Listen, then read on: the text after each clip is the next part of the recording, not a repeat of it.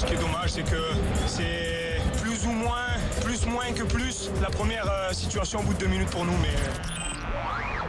Certains aimeraient avoir un montant relativement semblable pour plus, d'autres voudraient avoir un montant relativement plus pour plus. Jusqu'à minuit, c'est l'after-foot. Moi je suis pour le plus avec le plus, mais pas le plus égale le moins. Précision que Michel Sellou ne parlait pas des droits télé de la semaine dernière, mais c'était des droits télé d'il y a quelques années. Mais c'est toujours aussi bon.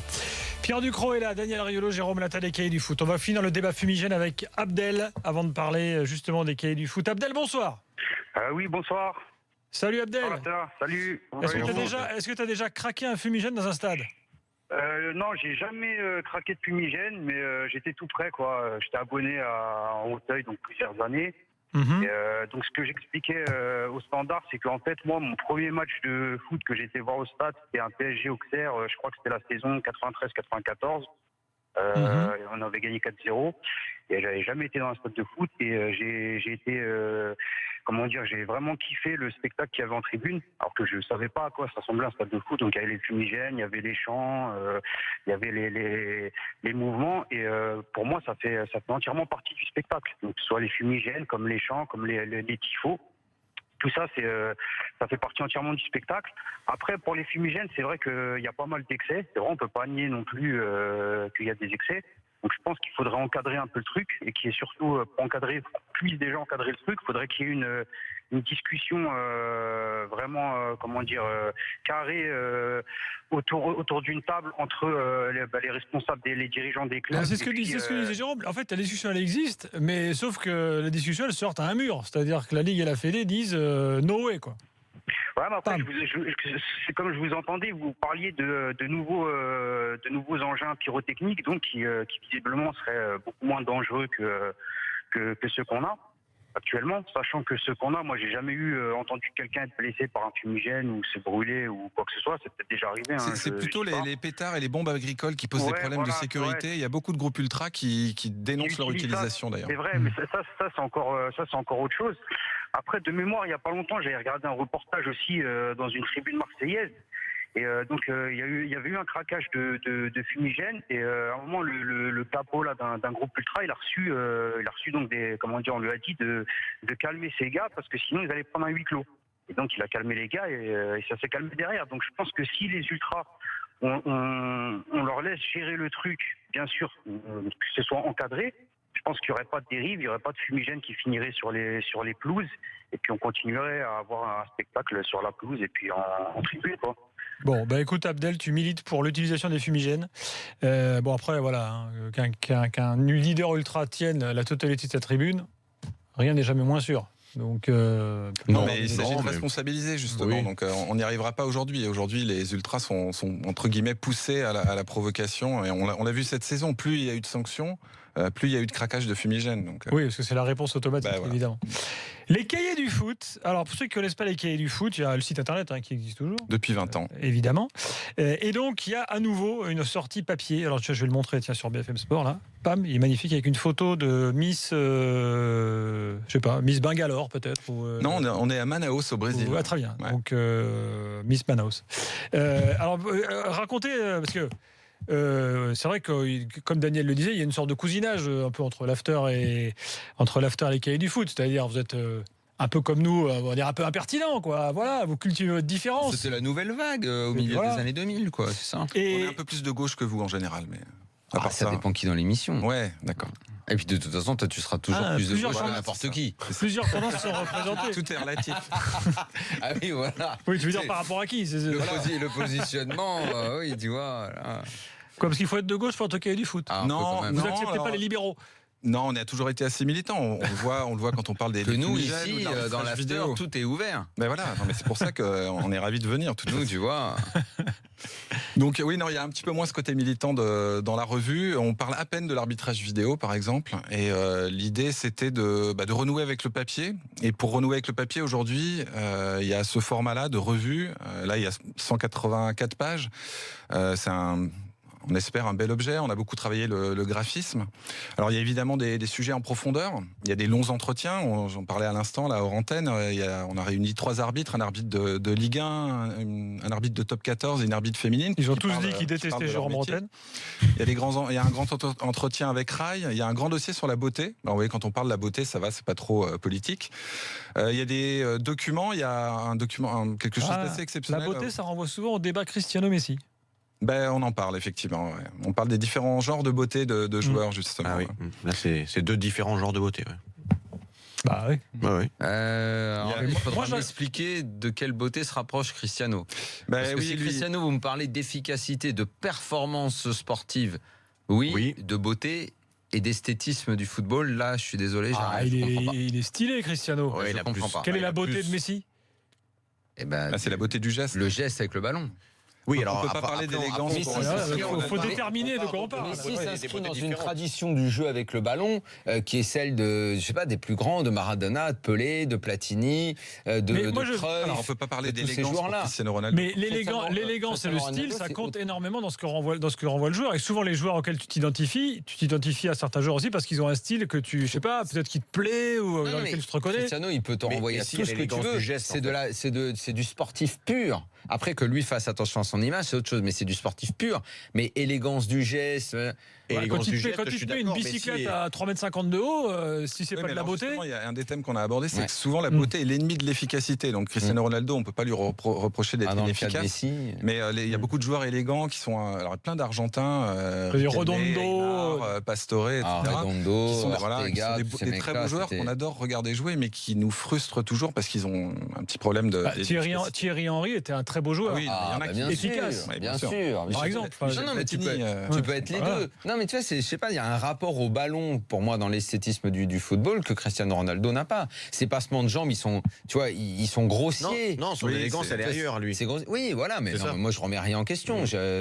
Pour moi, c'est un monstre. Il y a une élégance du geste pour moi d'un côté, c'est Messi. Ouais, bien sûr. Et puis de l'autre côté, c'est presque plus de la prestance. Dans le dribble et tout. C'est un dribble en force. En puissance, ouais. Alors après, c'est effectivement, si on aime ça, si on aime ce que ça dégage, c'est élégant aussi. Alors ça me fait penser, donc là, les cahiers du foot, évidemment, avec ces tendances aussi politiques. On a beaucoup parlé, parce que comme c'était l'anniversaire de mai 68, là, tout le monde, il y a eu plein de documentaires et tout. Et on a beaucoup parlé dans le monde du foot de cette fameuse revue de l'époque, qui s'appelait Miroir du football. Ouais. Qui était un truc hyper militant, donc de gauche. Même qui faisait partie d'un groupe de presse de gauche, affilié au Parti communiste. Et donc, eux, ils développaient des théories aussi sur le jeu, qui, en gros, étaient cousines de leurs idées politiques. En disant, nous étant communistes, on vous explique comment il faut jouer à la mode communiste. En fait, on peut voir plein de paradoxes. Vous n'avez pas voulu aller jusque-là. Il y avait Gustave Sebes, l'entraîneur de la Hongrie mythique, qui parlait de football socialiste.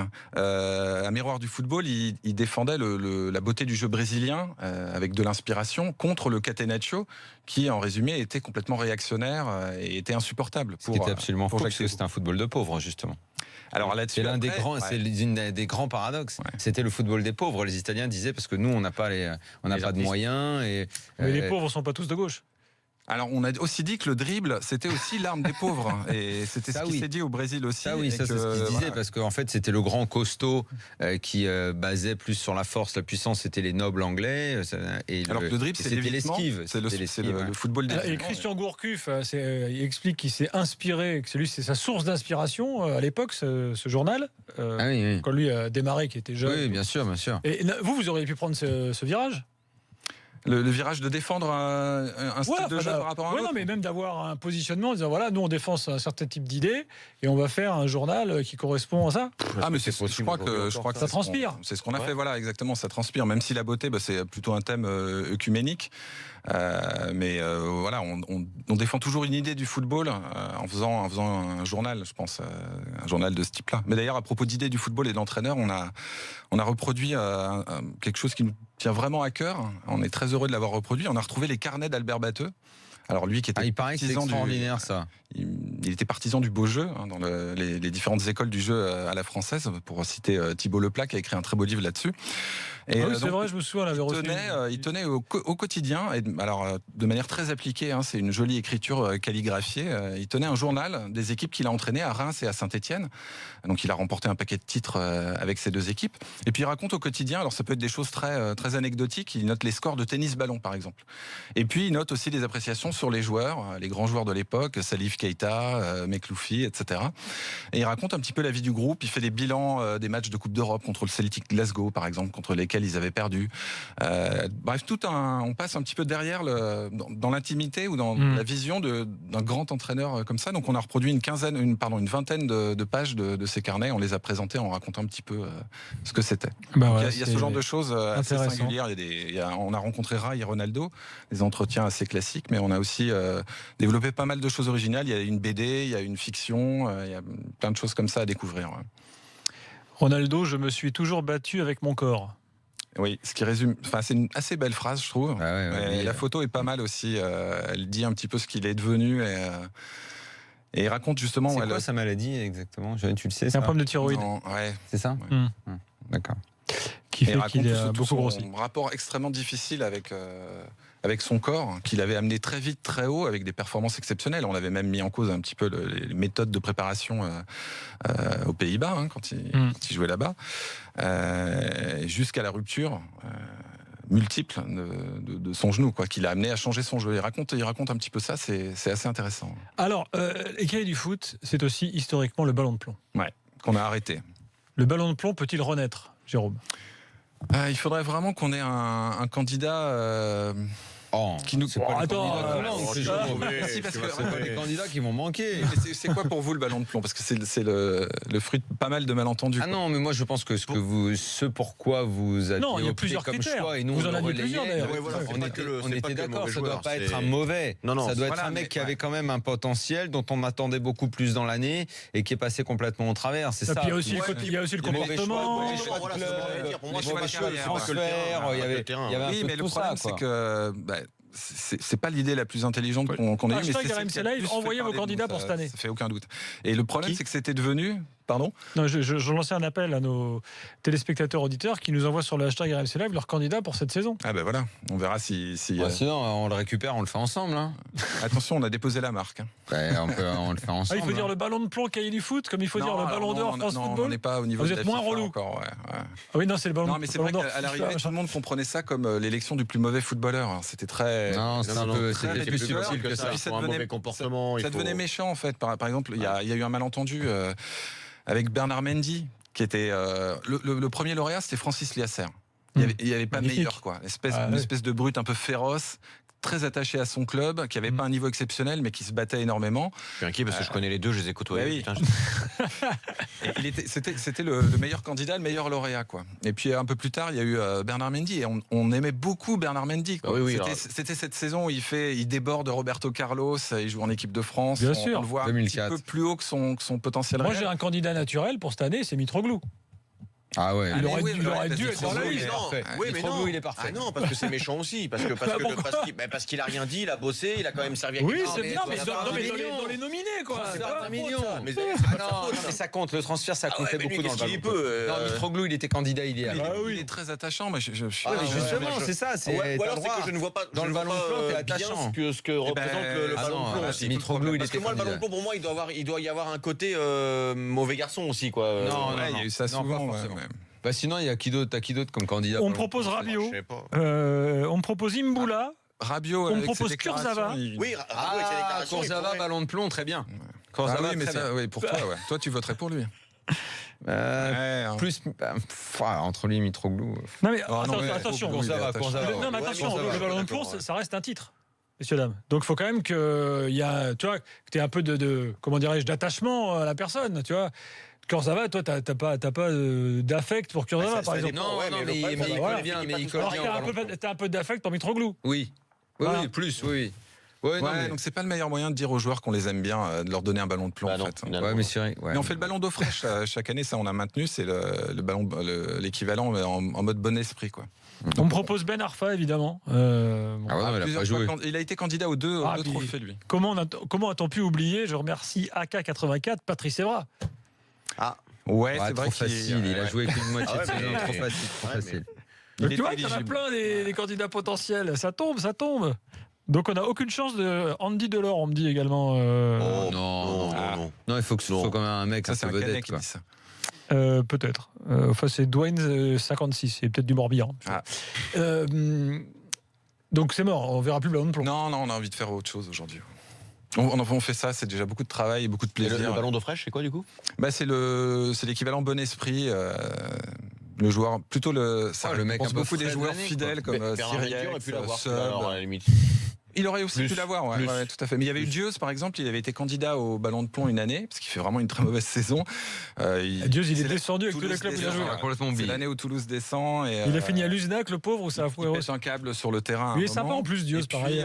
L'année d'après, il est candidat au Ballon d'eau fraîche, parce que justement, il avait super bien pris sa nomination au Ballon d'eau fraîche de l'année. Ah bah voilà, bravo Dieuze. Gilbert. Ballon d'eau fraîche de l'année. Dimitri Liénard. Je pensais la même chose que toi. Liénard, ballon d'eau fraîche de l'année. Il faut qu'on l'organise là.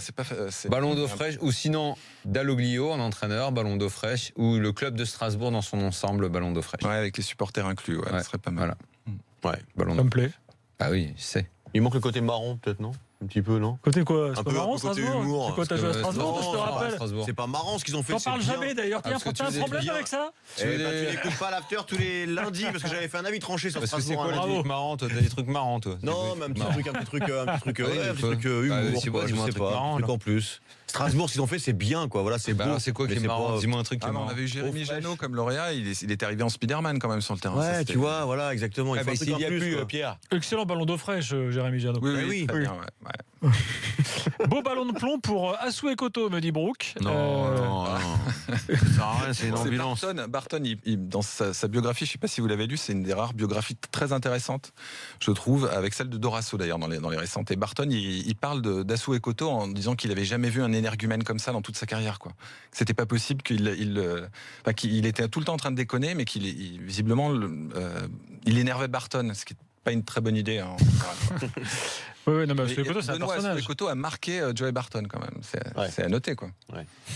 Le gars qui commande ses pompes de foot sur Amazon ou sur eBay. Pour un pro, quand même, c'est quand même. Ah oui, c'est rare, oui. Bon. Surtout qu'il peut accrocher un petit sponsor, je pense, quand même. Non, mais il veut pas. Il dit, moi, je veux pas être le suppôt du grand capital des marques. Il pourrait être ballon d'eau fraîche avec ce genre de déclaration. Ouais. Ah, ça te plaît, ça? Ouais, c'est un peu Vas-y, on va étudier son dossier. Dépense ton argent. Le truc d'un soumis à 2 balles. Dans quelques instants, l'actu internationale. Jérôme, tu restes avec nous. On va parler Italie, on va parler Belgique. Les Belges, ils inventent des histoires. Ils sont aussi forts que les Français, les Belges. Là, ils ont une sorte de matelas fantastique. Et puis l'Angleterre. Il va falloir qu'on fasse le point sur les rumeurs Laurent Blanc, d'ailleurs, avec Philippe Auclair dans quelques instants. Et puis, sinon, je vous dis que Touchdown nous dit Lassana Diarra, bien sûr. Il devait jouer contre le Real et finalement, il n'a même pas joué contre Caen, nous dit-il. C'est vrai que Lassana Diarra, il a ballon de plomb pas mal. C'était possible. Allez, à tout de suite dans l'after.